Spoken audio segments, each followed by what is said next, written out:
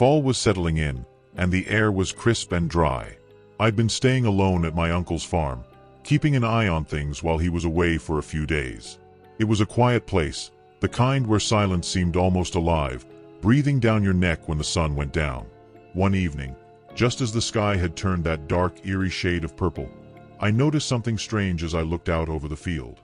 One of the scarecrows was in a different spot. I shrugged it off at first, figuring a gust of wind or an animal might have shifted it slightly. I couldn't remember it being so close to the edge of the field, though. It looked like it had taken a couple of steps forward. After a few minutes, curiosity got the better of me, and I decided to go check it out. With a flashlight in hand, I walked down the path leading to the field, my boots crunching on the dry leaves. The scarecrow loomed ahead, its arms extended in that lifeless, open-armed gesture. As I got closer, a chill crept up my spine. There was no wind at all that night, yet I could swear the scarecrow was swaying gently, like something was tugging at it from the inside. I felt my pulse quicken and took a step back. The scarecrow's button eyes, sewn onto the burlap face, seemed to stare right into me. I forced myself to laugh it off, but I didn't get too close.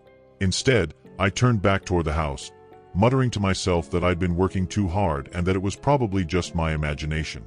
That night, I lay in bed, the image of the scarecrow fresh in my mind. I kept telling myself it was nothing, just a bundle of straw and cloth. But sometime around midnight, I heard it, slow, heavy footsteps outside.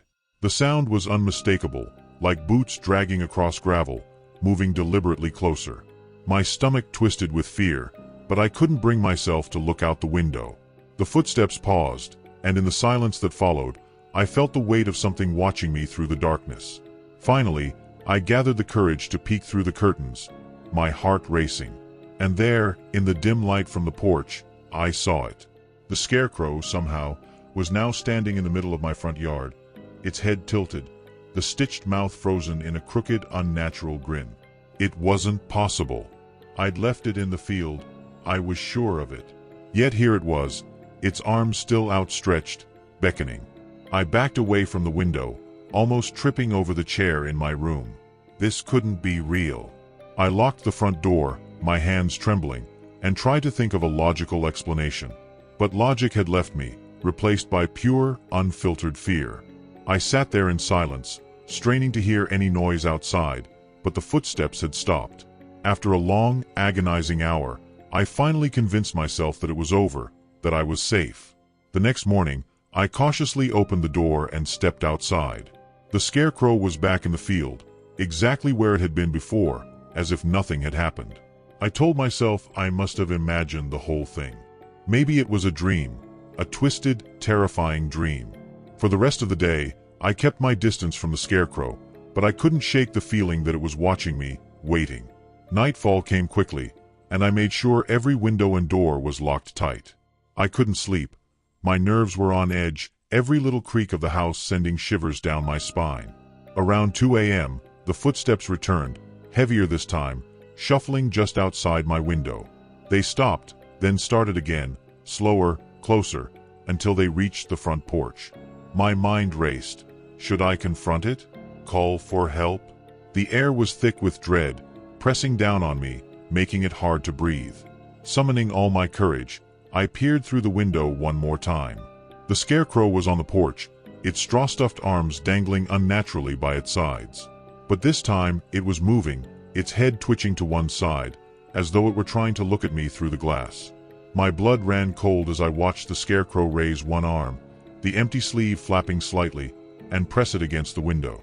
The burlap sack of a head tilted forward, pressing against the glass, and I could see its button eyes more clearly than ever.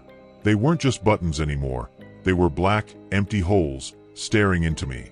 I stumbled back, heart pounding, and grabbed the closest thing I could find to defend myself, a rusted old crowbar from the shed. Summoning every ounce of courage, I wrenched the front door open, ready to face whatever twisted nightmare was waiting for me. But the porch was empty. There was no sign of the scarecrow. I stood there, catching my breath, trying to make sense of what I'd seen. I didn't sleep for the rest of the night, and the first chance I got, I left that farm, never looking back. My uncle returned a few days later, and I asked him about the scarecrow, hoping he'd laugh it off, say it was just an old story or some prank he'd pulled. But when I mentioned the scarecrow moving, his face went pale. "That's impossible," he said quietly. "That scarecrow was there long before I got this place. Folks around here say it's cursed. No one knows where it came from, but it's been here, watching over the fields, for as long as anyone can remember. To this day, I still don't know if what I saw was real or just the result of too many sleepless nights. But whenever I drive by the farm, I can feel it watching me, waiting, its button eyes staring out over the field, as if it knows I'll be back someday." I don't know why I never filled up that well. It's been there for as long as I can remember, a gaping black mouth in the earth, at the far end of my property. My father always warned me not to go near it, saying it was dangerous, that the old well had a dark history. As a child, I thought it was just one of his stories to keep me out of trouble. But in all my years here, I never touched it, never so much as peered down inside. Until that night. It was late, sometime after midnight. I had just turned off the lights when I heard it, a faint sound, like someone crying. At first, I thought it was the wind, but the sound was persistent, too soft and too mournful to be anything natural. I grabbed my lantern, already feeling a chill running down my spine, and followed the sound through the darkness, toward the well. The closer I got, the clearer it became. It was definitely a voice, a woman's voice, soft but filled with anguish. I hesitated, the logical part of me screaming to turn back, but curiosity, or maybe something darker, kept me moving forward. When I finally reached the well, my hand was shaking as I lifted the lantern over its edge. Inside, the darkness was absolute, swallowing the weak light from my lantern. I leaned forward, straining to see something, anything, in that pitch black. And that's when I saw it. Movement. A pale shape shifting slowly at the bottom of the well. My breath caught as I squinted, trying to make out what it was. Then, as if in answer, a hand, wet, white, and ghostly, broke the surface of the water, fingers clawing at the slick stone walls as if trying to climb up. I stumbled back, heart pounding in my chest, as the fingers gripped the stones, pulling an arm into the dim light. It was reaching for me, trying to escape or to pull me in, I don't know which. I froze, torn between horror and disbelief, until a shrill, ragged scream pierced the silence. I bolted, dropping the lantern, not even looking back. I didn't stop running until I was back inside my house, every door and window locked behind me. But even then, my heart wouldn't settle. I could still hear the cries, echoing faintly through the walls, as if the voice had followed me inside. That night, sleep was out of the question. I stayed up, listening, waiting, hoping it would stop. But it didn't. It's been weeks now, and the sounds haven't left me. Every night, when the house goes silent, the cries start again. I can hear them, just faint enough to make me question my sanity. They don't come from outside anymore, though. Now they seem to be coming from inside the walls, from under the floorboards, and sometimes, I swear, from right outside my bedroom door. I keep telling myself it's just my mind playing tricks on me, that there's no way the well could have followed me home. But deep down, I know. That night, I brought something back with me, and every night, I can feel it getting closer. It was a little past midnight when I finished feeding the animals. The night was dark, the kind of pitch black that presses close to your skin, and everything felt still, too still. I was just closing up the chicken coop when I heard someone call my name. "Daniel," the voice said. Low, almost a whisper. It startled me. I wasn't expecting anyone out this late. At first, I thought it was a neighbor, maybe someone needing help, but when I walked to the front gate, there was no one there. The wind was picking up slightly, stirring the leaves, and I chalked it up to my imagination. But then, as I was about to turn back to the house, I heard it again. This time, clearer. "Daniel."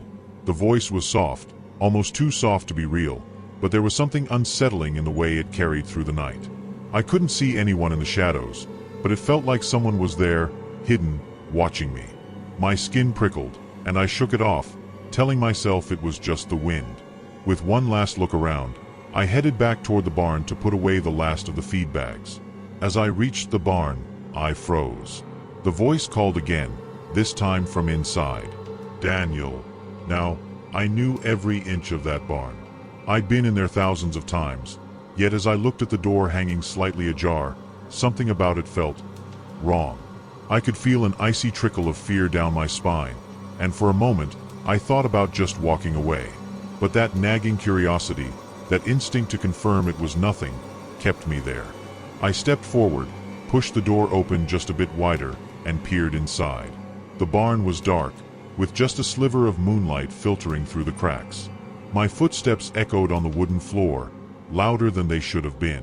There was nothing, no one, that I could see. Just the faint smell of hay and the distant shuffling of animals. I took a deep breath, trying to steady my nerves. And then, the voice spoke again. "Daniel," it whispered, right beside me. My heart hammered against my ribs, and I whipped around, searching the shadows. There was no one there, but I could feel it, the presence. Something cold, heavy, lingering in the dark. My eyes strained to adjust, but all I saw were shadows, deep and endless, folding in on themselves. And yet, somehow, I felt watched, like there was something just out of sight. I backed up slowly, never taking my eyes off the darkness. But as I reached the door, the voice came again, low and mocking, a quiet, chilling laugh. "Daniel, come here." It was my voice. My own voice, calling from deeper within the barn. Cold terror settled over me as the realization sank in. The voice wasn't coming from anyone I knew. It was coming from something far worse. My mind was racing, every instinct screaming for me to leave, but my legs felt rooted to the spot. The voice called again, now more insistent, dragging out my name in a slow, taunting whisper. I could almost feel it wrapping around me, trying to pull me further into the darkness. And I don't know what was stronger, my need to escape or the sickening lure that tried to draw me in. With one final glance into the pitch black, I turned and bolted out of the barn, slamming the door shut behind me. I didn't stop running until I was back in the house, the door locked and bolted tight. My heart pounded in my chest, each beat a reminder that I had escaped whatever was out there. But even now, I can't shake the feeling.